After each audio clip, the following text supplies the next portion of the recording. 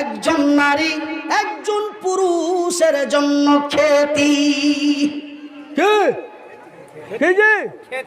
খ্যাতি কাকে বলে?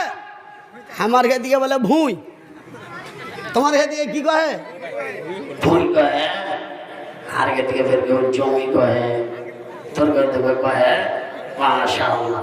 তবে তোমার খেদিকে আর হার খেদিকে একই, তা আলহামদুলিল্লাহ কহে দেন। ওই কাউ কি একটু প্যাটার্ন গাড়িতে আমার চা রাখা আছে, জাপানি চা, হ্যাঁ জার্মানের চা রাখা আছে, ভালো চা। খালি যা বলবেন যে একটু চা দাও, গাড়ি মনে হয় এখানে চলে যায়, গাড়ির ভিতরে হবে না হলে অর্ঘের কাছে হবে। হ্যাঁ একটা কাপ কিন্তু আপনার আগে লাগবে। ওইটা রফিক ভাই আছে, হয় রফিক ভাইয়ের কাছে চাবি হবে, আর না হলে ড্রাইভারের কাছে চাবি হবে। হ্যাঁ তো কি বলছিলাম, ভূমি জমি ভূমি বাংলায় অ্যাকচুয়ালি বাংলায় আমরা বাঙালি, বাংলায় বলে ভূমি, যেখান থেকে উৎপন্ন হয়। আমার ভাইয়ের, আমার বন্ধুরা, আমার আব্বা জানেরা, নিসাউকুম হারসুল লাকুম, একজন নারী একজন পুরুষের জন্য খ্যাতি। আপনার জমি আপনি চাষ করতে গেলে কেউ বাধা দেওয়ার থাকে কি? থাকে। আপনি সকালেও হাল দিতে পারেন, আপনি বৈকালেও হাল দিতে পারেন, আপনি উত্তর থেকেও দিতে পারেন, আপনি দক্ষিণ থেকেও দিতে পারেন, আপনি সামনে থেকেও দিতে পারেন, আপনি পিছন থেকেও দিতে পারেন, ডান দিক থেকেও দিতে পারেন, বাম দিক থেকেও দিতে পারেন। কেউ আপনারা বাধা দিতে পারে না, বাধা দেওয়া সম্ভব হবে না। কিন্তু বন্ধুরে, যেই জমিটা তোমার জন্য, তোমারই জমি, সেই জমিটাই তুমি চাষ করো।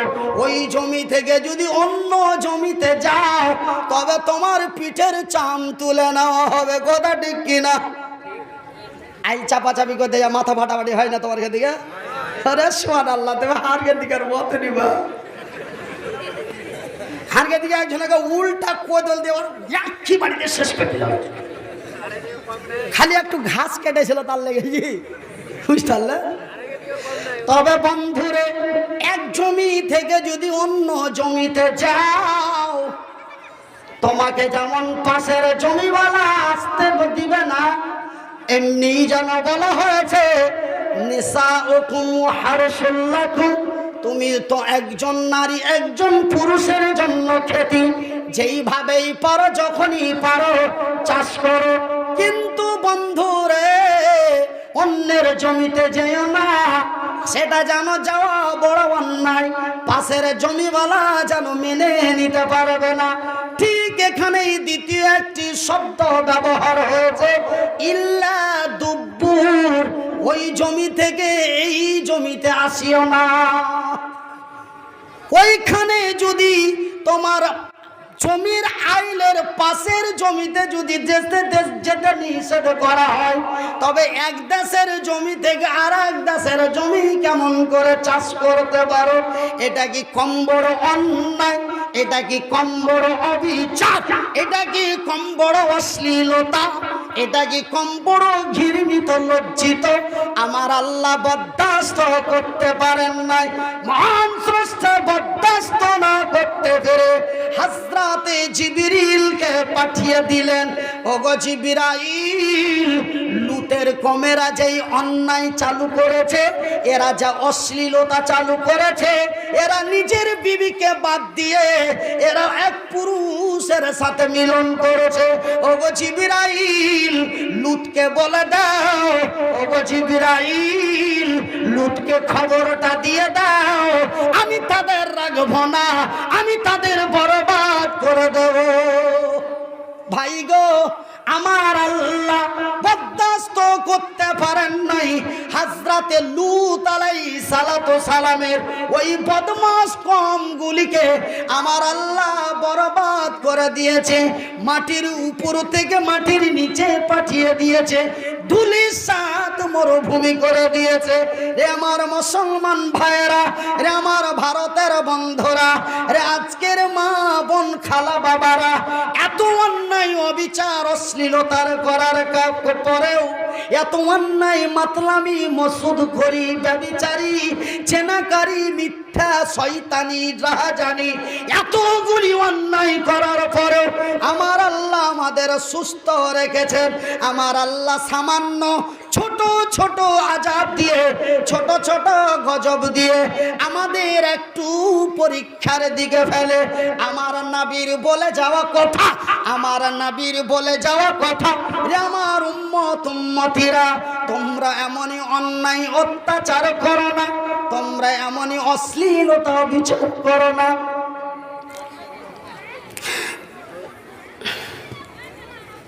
আরে আমার উম্মত উম্মতিরা, আমার পরে কোনো নবী আর আসবে না। কেউ যদি নবী রাসূল বলে দাবি করে রে, সেটা যেন মিথ্যা বলে অপবাদ করবে।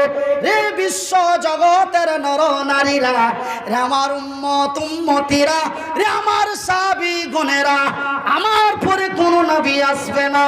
যদি কেউ নবী বা রাসূল দাবি করে, তারা মিথ্যা নবী রাসূল দাবি করবে। তবে একটা জিনিস তোমাদের কাছে রেখে গেলাম, একটা হলো আমার আল্লাহর কোরআন, আর একটা হলো আমার মুখের জবান, আমার সুন্নাতে রাসূল। আর একটা জিনিস তোমাদের রেখে গেলাম, তোমরা তাদেরকে ফলো করে চলবে। ওরা কে রে? ওরা হলো এই দাড়িওয়ালা মুলবিগুলি, এরা হলো ওরাসাতুল আম্বিয়া। এদের কথাগুলি তোমরা মেনে চলিও। আমার কোরআন এবং রাসূলের আমার কথাগুলি স্মরণ করিও। তোমাদের কোনো অসুবিধা, কোনো ক্ষতি হবে না। যেমন অন্যান্য নবীর উম্মতের উপরে বড় বড় আযাব গজব এসেছে, তোমাদের উপরে তেমনটাই আসবে না। এই জন্যই বলেছি যে আমাদের ভাগ্য ভালো, আমরা সৌভাগ্যবান যে আমরা নবী মুহাম্মাদের উম্মত। এই জন্যই কথাটা বলে আপনাদেরকে আলহামদুলিল্লাহ বলতে বলেছি। জোরে বলি আলহামদুলিল্লাহ, আরো জোরে বলি আলহামদুলিল্লাহ। ভাই জানেন, আর একটা নবী আল্লাহর রাসূলের আসার পূর্বে আর একটা নবী এসেছিলেন। কেন এক এক করে 1,24,000 নবী এসেছিলেন, আল্লাহ পাঠিয়েছিলেন। তার মধ্যে একটা নবীর উম্মতের অন্যায়ের শাস্তি আপনাদের শোনালাম, আর একটা নবীর অন্যায়ের শাস্তি শোনাবো। আর একটা নবীর উম্মতেরা এমন অন্যায় করেছিল, যেই অন্যায়ের ওসুল খেসারত তাদের দিয়ে মহান আল্লাহ তাদের বরবাদ করেছিল। সেই কথাটা ভাই বলবো না ছেড়ে দেবো? আরে দুটা লোক বলছে, বলো, দুটা লোককে জালসা শোনা যায়? ভাই বলবো না ছাড়বো না? তবে ভাই জান বন্ধুরা আমার, যদি বলতেই হয়, আর যদি শুনতেই হয়, আর যদি বলতেই হয়, আর যদি শুনতেই হয়, তবে একটা কথা শুনে রাখো বন্ধু, আর একটা কথা শুনে রাখো চাচা যান। এক জায়গায় জালসা করতে গেছি। জায়গাটা কোথায় জানেন? বলবো? জায়গাটার নাম হলো ওই আপনার মেজুরা, মায়ানমারের কাছে। এই যে রোহিঙ্গিয়া মায়ানমার আছে, ওই যেখানে আমি জালসা করছিলাম, ওইখান থেকে 2 ঘন্টা গাড়ি চালাইলেই ভারত শেষ, পড়ে যাবে মায়ানমার, অং সং ফুকির দেশ। তো ওই অং সং ফুকির দেশে ওই পাশের রাজ্যে মিজোরামে একটা জালসা করতে গেলাম।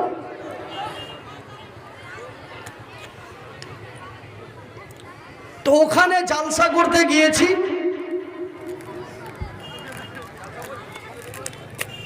তো একটু মানে উপদেশমূলক আলোচনা করছি। তা আমার কাছে 4-5টা বাধা আসলো।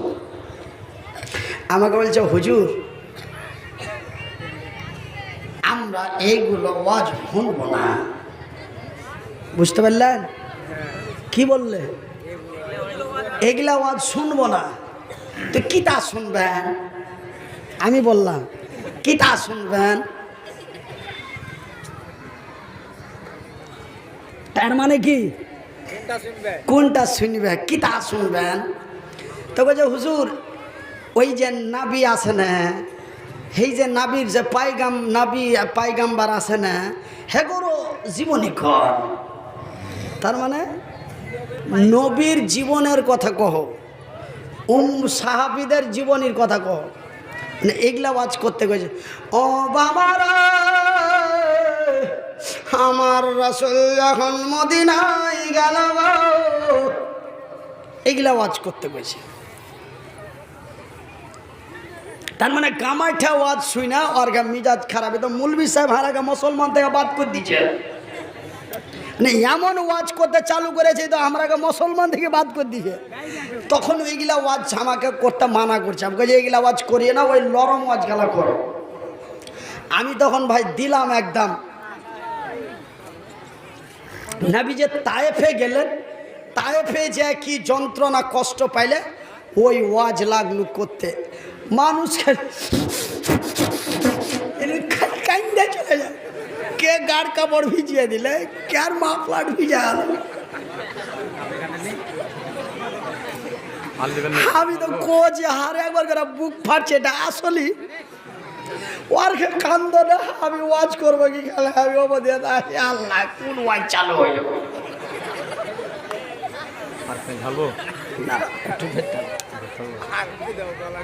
ভাইজি।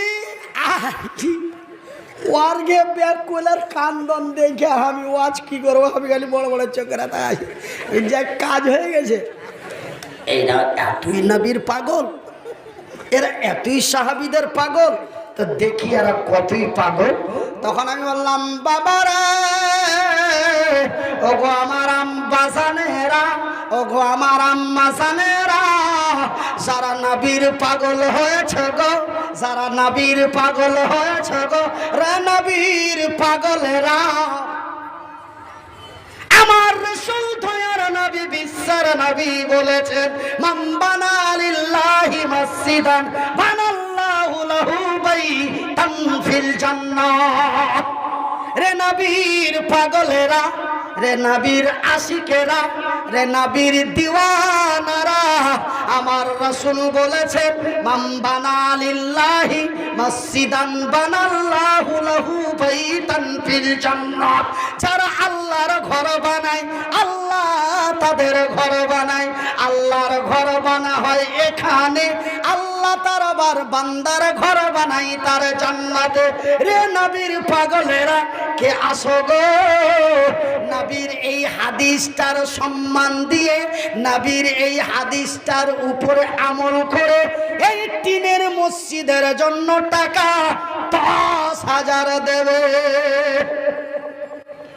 যখনই কয়েছি জি ভাই, কয়ে চল ওয়াজ হয়ে গেছে, চল বাড়ি। তোরা নবীর পাগল রে না তোরা নবীর দুশ্মন, এগুলা কথা তোরা বুঝে না, রাগ করে বলে দিল। তোরা নবীর পাগল না তোরা নবীর দুশ্মন? ওর কিতা কইলেন হুজুর? বুঝতে না পারে কি কইলেন, আর আমি কিন্তু দিয়ে দেখি পড়বড়িয়া। তোরা নবীর পাগল না তোরা নবীর দুশ্মন? এতক্ষণ নবীর কথা শুনা পাঞ্জাবি ভিজিয়ে দিলি।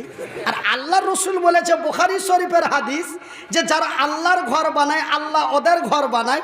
আল্লাহর ঘর বানা হয় সুট্টা পাড়িতে, আর আল্লাহ বান্দার ঘর বানায় তার জান্নাতে। এত বড় কথাটার বেজ্জতি করে তোরা উঠে চলে গেলি। তোরা নবীর পাগল লইস, তোরা নবীর দুশ্মন, তোরা নবীর শত্রু।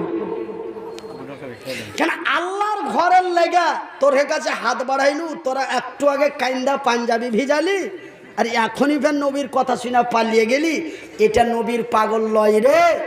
নবীর কথাকে মেনে আল্লাহর জমিনে চলাই হলো নবীকে মানা। তবে ভাইজি, আমি ওইখানকারই মতনই আপনারা যে সবাই মেলে হ্যাঁ বলেন, হ্যাঁ বলেন, ও কত লাগে ওয়াজ শোনার মামুল বাড়ারা, কত ওয়াজ শুনবে? হ্যাঁ হ্যাঁ বলো দেখি কত বলতে বলেন। আমি ওয়ার্কে মতন করি আপনারাকে পরীক্ষা করবো আজ। দেখি ওয়াজ শুনলেন না ওয়াজ মানলেন, ওয়াজ শুনলেন না ওয়াজ মানলেন, ওয়াজ শুনলেন না ওয়াজ মানলেন। নবীর আশিক না নবীর প্রেমিক, নবীর কথা মানে না নবীর কথা শুনে। মাত্র 15টা মিনিট আপনাদের একটু যাচাই করব।